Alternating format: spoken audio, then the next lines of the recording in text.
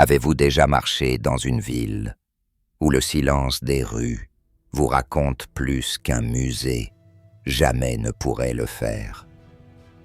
Où chaque pierre, chaque maison, chaque chemin semble murmurer une histoire de sueur, de charbon et d'hommes qui ont donné leur vie pour un travail que le monde a oublié.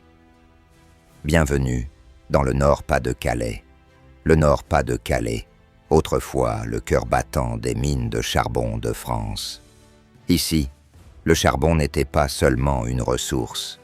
Il était la vie, l'identité, le rythme même de la région. Les corons alignés comme des rangées de dents dans le sourire d'un géant endormi. Les lampes à huile qui s'allumaient au petit matin. Le son des lampes qui cliquetaient dans l'air froid. Tout parlait d'un monde façonné par la mine. Mais que reste-t-il lorsque le charbon disparaît? Quand le cœur industriel cesse de battre? Dans cette vidéo, nous allons plonger dans l'histoire de cette région.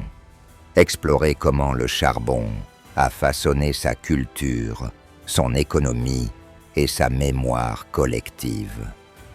Nous découvrirons la montée fulgurante de l'industrie minière, le courage de ses travailleurs, les festivals qui naissaient du temps libre des familles de mineurs, et enfin, le choc, le vide et la transformation après la fermeture des mines.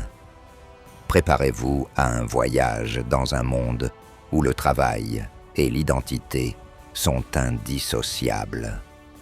Au début du XIXe siècle, le Nord-Pas-de-Calais était un paysage presque rural, entre plaines fertiles et petites villes tranquilles. Puis, le charbon est apparu, et avec lui, la vie a changé radicalement. Les premiers puits ont été creusés avec un mélange de courage et de peur. Les mineurs, souvent des hommes, venus de villages voisins, descendaient dans les entrailles de la terre, avec des lampes vacillantes, entourées de poussière noire et d'un silence pesant. Chaque coup de pioche résonnait comme un signal de survie. La vie des mineurs n'était pas facile. Les journées commençaient avant l'aube et finissaient tard dans la nuit. Le travail sous terre était dangereux. Effondrement, explosion de grisou, maladies pulmonaires. Pourtant, le charbon représentait la richesse, le pouvoir et la stabilité pour leurs familles. Dans les corons, ces quartiers ouvriers, construits par les compagnies minières, la solidarité était la règle. Chaque voisin connaissait l'autre. Chaque famille dépendait des autres pour survivre, pour partager le pain et les histoires de la journée. Imaginez une scène. Un père rentre du fond de la mine, le visage noirci de charbon, les mains rugueuses, mais le regard fier. Sa fille l'accueille avec un sourire, et la mère prépare le dîner avec la radio allumée. Les nouvelles du monde extérieur venant se heurter à la poussière et à la sueur de la vie quotidienne. La maison est petite, mais pleine de chaleur, de rire et de récits de courage. C'était ça, l'esprit du Nord-Pas-de-Calais. Le charbon ne créait pas seulement des richesses matérielles, il créait des communautés. Avec l'industrialisation, la région devient stratégique pour la France. Les chemins de fer s'étendent, reliant les mines aux villes, aux usines et aux ports. Les habitants voient apparaître des infrastructures, des écoles, des clubs de sport et des cinémas. Le charbon finance la culture et la société, tout en maintenant un lien presque religieux avec la mine. Chaque fête, chaque tradition avait un rapport, direct ou indirect, avec ce qu'ils appelaient le vrai cœur de la région. Les bals de mineurs, les corons décorés pour Noël, les chants populaires racontant la vie dure sous terre. Tout formait une identité collective. Mais la prospérité n'est jamais éternelle.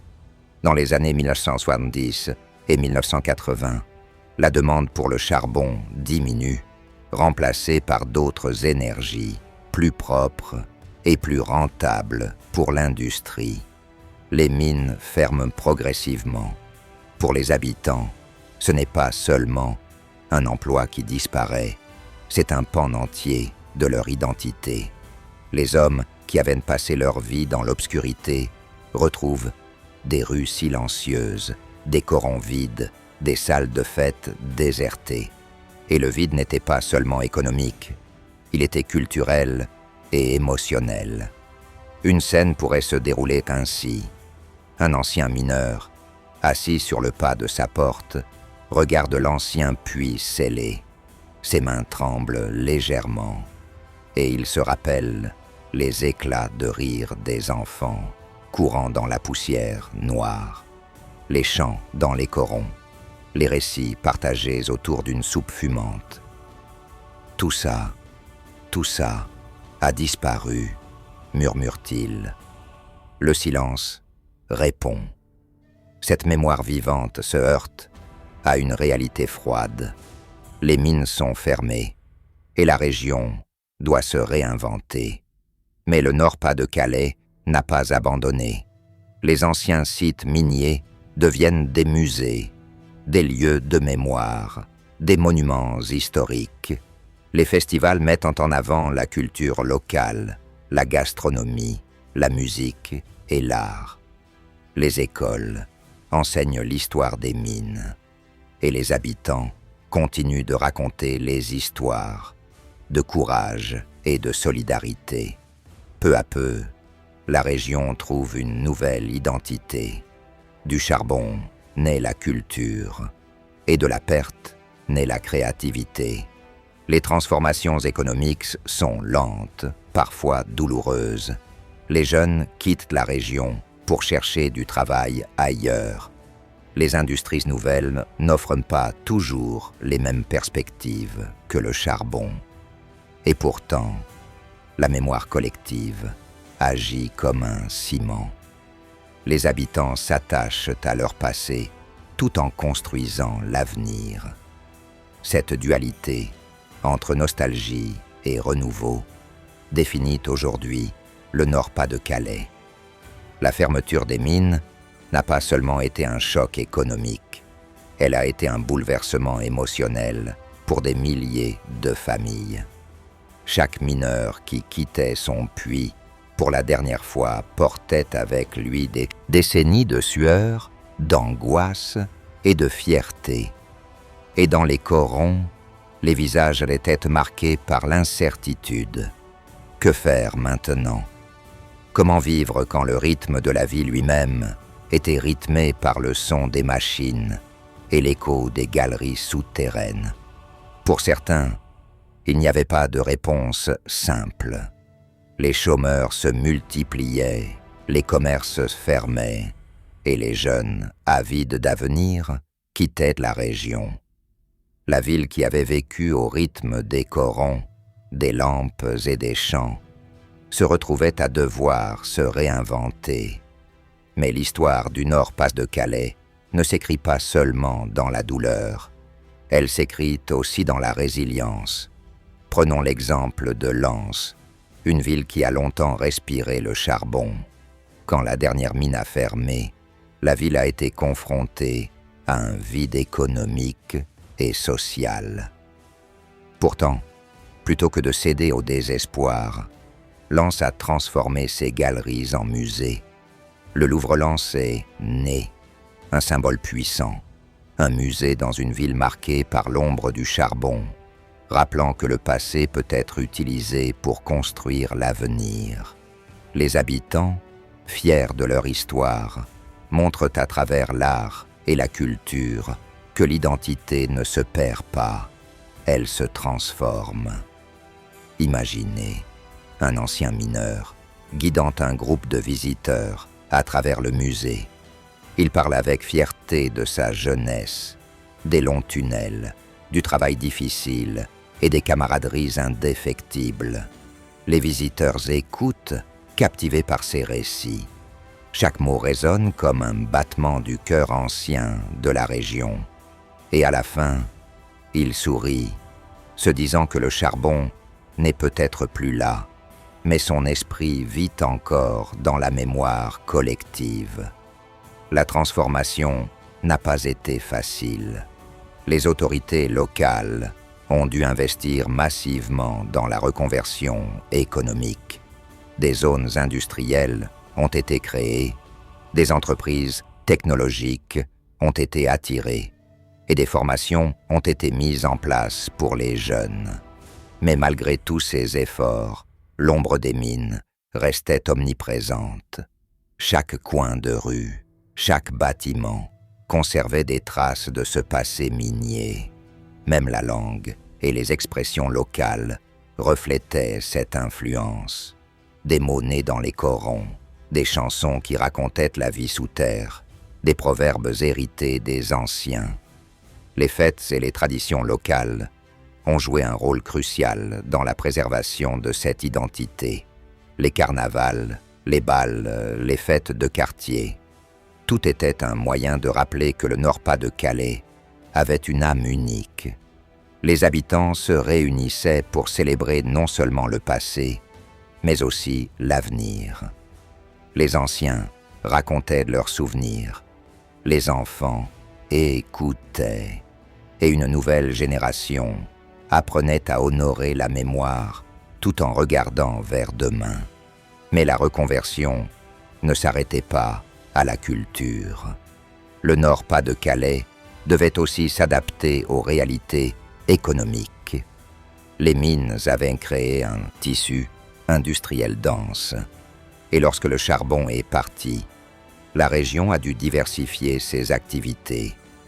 L'agroalimentaire, le textile, le tourisme et les énergies renouvelables sont devenus des piliers économiques.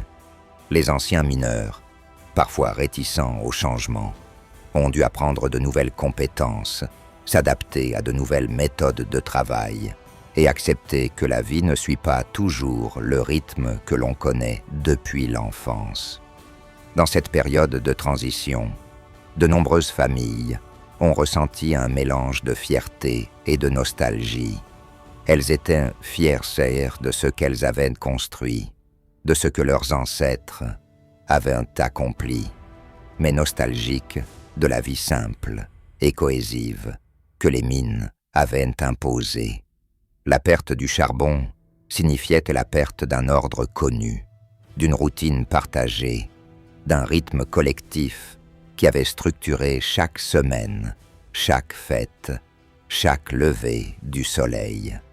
Un soir d'hiver, dans un coron déserté, un ancien mineur se rappelle. On vivait pour le charbon. Il était notre soleil, notre repère. Maintenant, on doit trouver un autre soleil. Ces mots sont lourds de vérité. Et pourtant, c'est précisément cette capacité à se réinventer, à chercher un nouveau soleil qui a permis à la région de survivre. La mémoire du charbon continue d'influencer la musique, la littérature et même le cinéma local.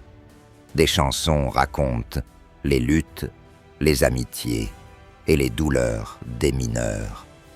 Des romans décrivent la vie dans les corons, avec une authenticité que seule l'expérience peut donner. Le cinéma régional immortalise des visages marqués par le travail sous terre et la dignité silencieuse des hommes et des femmes qui ont construit la région. Et puis, il y a la transmission. Les écoles enseignent l'histoire minière non comme un souvenir lointain, mais comme un outil pour comprendre l'identité régionale. Les enfants visitent les musées, participent à des ateliers, écoutent des témoignages de mineurs retraités. Cette génération apprend à ne pas oublier, mais aussi à construire autrement. L'identité n'est pas figée dans le charbon, elle est vivante, adaptable et prête à évoluer. Mais tout n'est pas simple.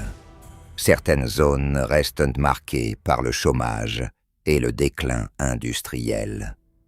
La fracture sociale entre les anciennes familles de mineurs et les nouvelles populations est parfois visible.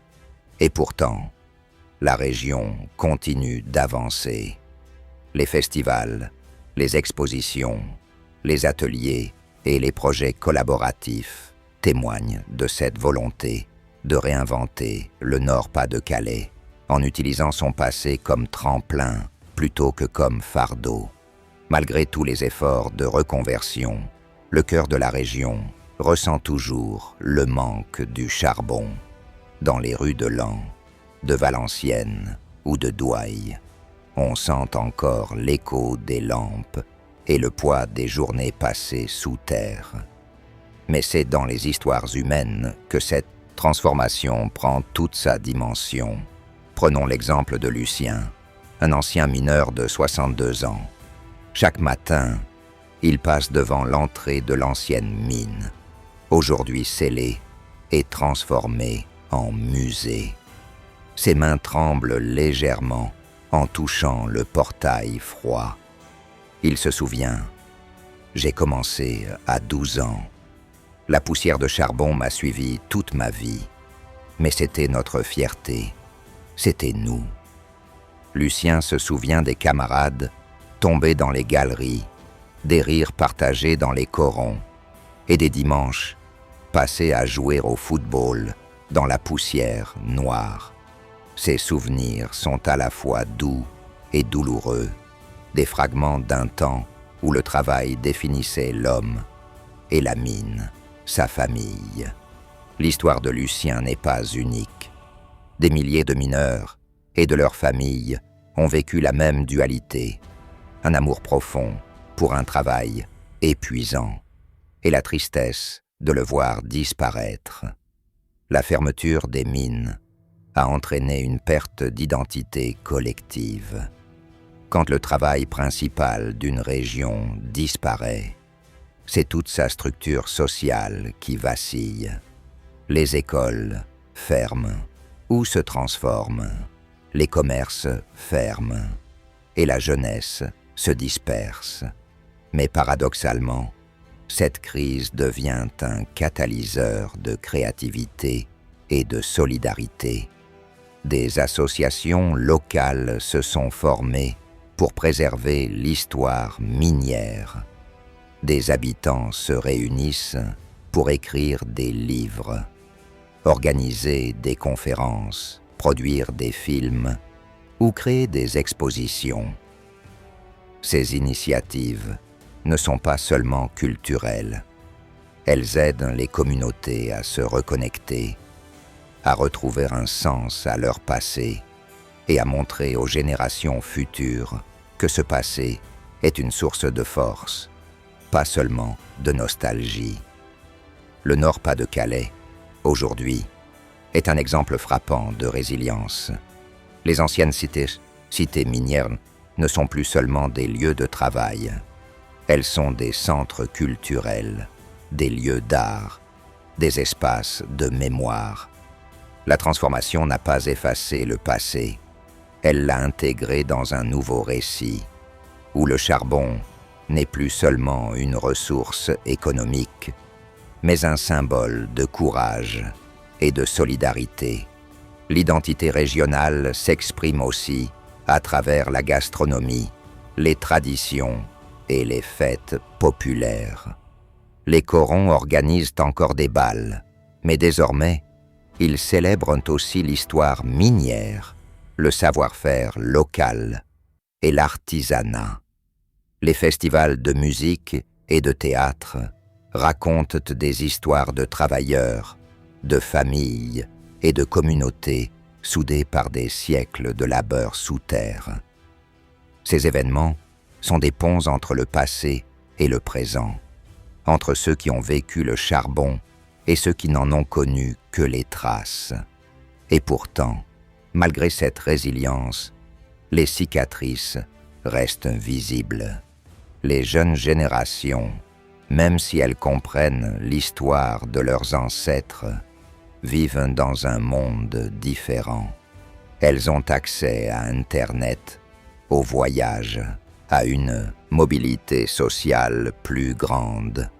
Pour elles, le charbon est une légende, quelque chose à observer dans un musée ou à lire dans un livre. La transmission de cette identité devient un défi. Comment garder vivant un passé qui ne se vit plus au quotidien? Dans cette tension entre passé et présent, entre mémoire et transformation, des histoires émergent. Des hommes comme Lucien deviennent des guides, des conteurs, des ponts vivants vers le Nord-Pas-de-Calais d'autrefois. Leur rôle est crucial. Ils rappellent que le travail n'est pas seulement économique, il est social, culturel et même spirituel.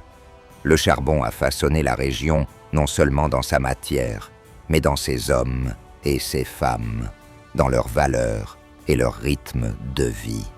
Un autre exemple frappant est celui de Claire, une enseignante qui organise des ateliers avec ses élèves pour découvrir l'histoire des mines. Elle leur fait écouter des témoignages, visiter les galeries transformées en musées et créer des projets artistiques inspirés par la vie minière. Claire dit « Ils ne connaissent pas le charbon, mais ils peuvent comprendre la solidarité, le courage et l'identité d'un peuple. » Les enfants repartent avec un regard différent sur leur région, fiers d'un héritage qui semble parfois lointain, mais qui reste vivant dans chaque pierre, chaque mur et chaque sourire, transmis par les anciens. La région a également transformé ses paysages industriels en parcs, espaces verts et lieux de culture. Les chevalements des mines, symboles de la force et de la fierté ouvrière, sont conservés et deviennent des monuments historiques. Les habitants s'approprient ces lieux, les artistes les investissent, et les touristes découvrent un Nord-Pas-de-Calais qui n'est pas seulement marqué par la pauvreté ou le déclin, mais par l'innovation et la mémoire. Il y a un moment clé dans cette transformation, l'acceptation. Accepter que le charbon ne reviendra pas, mais que son esprit peut inspirer. Accepter que les corons, les mines et les traditions doivent évoluer, mais rester fidèles à l'essence même de la région. Cette acceptation est douloureuse, mais elle est nécessaire pour construire un futur solide. Le Nord-Pas-de-Calais n'est pas seulement une région qui a perdu son industrie. C'est une région qui a transformé sa douleur en force, son vide en créativité et sa mémoire en moteur d'innovation culturelle. Le climax de cette transformation est peut-être visible dans les moments de rencontres intergénérationnelles, quand les anciens et les jeunes se retrouvent pour raconter, chanter ou créer ensemble. Quand les festivals célèbrent non seulement le passé minier, mais aussi la créativité contemporaine. Quand chaque pierre des corons raconte une histoire de courage, de solidarité et de renaissance. Ces moments capturent l'essence même du Nord-Pas-de-Calais. Un peuple marqué par le travail, mais capable de transformer ce marquage en identité vivante et dynamique. Et c'est là que le Nord-Pas-de-Calais nous enseigne quelque chose de précieux, que l'identité d'une région ne dépend pas seulement de ce qu'elle produit ou de son économie, mais de la mémoire de ses habitants, de leur capacité à transmettre, à transformer et à créer un lien entre le passé et le présent. Le charbon peut disparaître, mais la culture, la solidarité et l'histoire restent. Et c'est peut-être le plus grand trésor que cette région ait jamais offert à la France. Alors, Que reste-t-il du Nord-Pas-de-Calais aujourd'hui? Les puits de charbon ont disparu, les machines sont muettes, mais la région continue de respirer.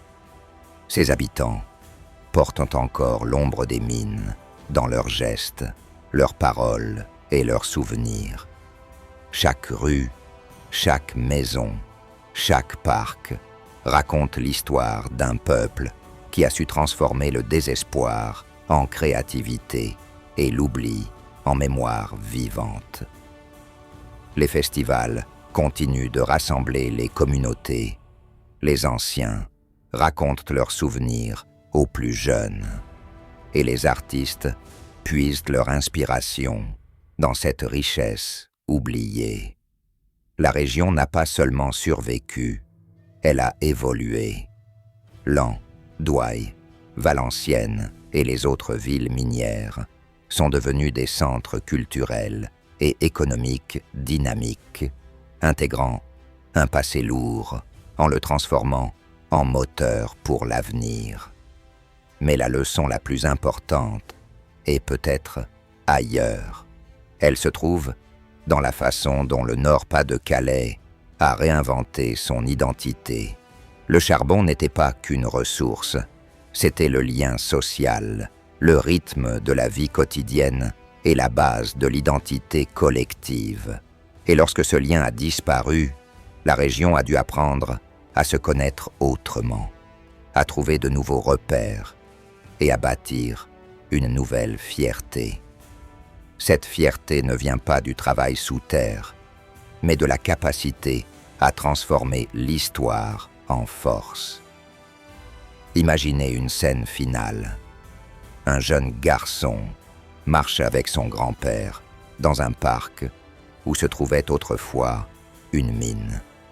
Le garçon regarde les structures se conserver, les sculptures et les expositions en plein air. C'était quoi, grand-père? Demande-t-il. Le grand-père sourit, touche doucement le chevalement de métal rouillé et répond « C'était notre vie, mais regarde autour de toi. Nous avons pris cette vie et l'avons transformée. Tout ce que tu vois maintenant est notre héritage. » Le garçon hoche la tête, impressionné, comprenant que l'identité ne se mesure pas seulement au travail que l'on fait, mais à la mémoire que l'on conserve et à ce que l'on transmet. L'histoire du Nord-Pas-de-Calais est celle de toutes les régions qui ont connu la perte de leur principale industrie. Elle nous enseigne que la résilience est autant culturelle qu'économique, que les traditions, les souvenirs et les récits des habitants sont des outils puissants pour construire l'avenir, que la mémoire collective est un moteur plus durable que toute machine ou ressource naturelle. Et cette transformation se voit partout, dans les anciens corons devenus espaces de création artistique, dans les musées où la poussière du charbon est remplacée par la lumière des expositions, et dans les nouvelles entreprises qui s'implantent sur les terres, autrefois noires. Le Nord-Pas-de-Calais montre que la perte peut être le début d'une renaissance, que la fin d'une industrie peut devenir le début d'une culture. Le peuple de cette région a compris quelque chose de fondamental. L'identité n'est jamais figée. Elle se construit, se transforme, s'adapte aux circonstances. Le charbon a façonné le Nord-Pas-de-Calais, mais aujourd'hui, c'est la culture, la mémoire et la créativité qui continuent de le faire vivre. Les habitants n'ont pas seulement survécu à la fermeture des mines, ils ont appris à transformer leur histoire en force, à réinventer leur région et à transmettre cette identité aux générations futures. Et pour nous, spectateurs de cette histoire, il y a une leçon universelle. Chaque région, chaque communauté, chaque individu est façonné par ce qu'il a vécu mais c'est la capacité à transformer les difficultés en opportunités, à transformer le passé en moteur pour l'avenir, qui définit vraiment l'identité et la force d'un peuple. Le Nord-Pas-de-Calais est un exemple vivant de cette vérité. En conclusion, la montée et la chute du charbon dans cette région ne sont pas seulement une histoire économique, c'est une histoire de courage, de solidarité et de transformation culturelle. Les mines ont disparu, mais elles ont laissé derrière elles un héritage vivant, des traditions, des histoires, et une identité qui continue de façonner chaque rue, chaque ville et chaque habitant.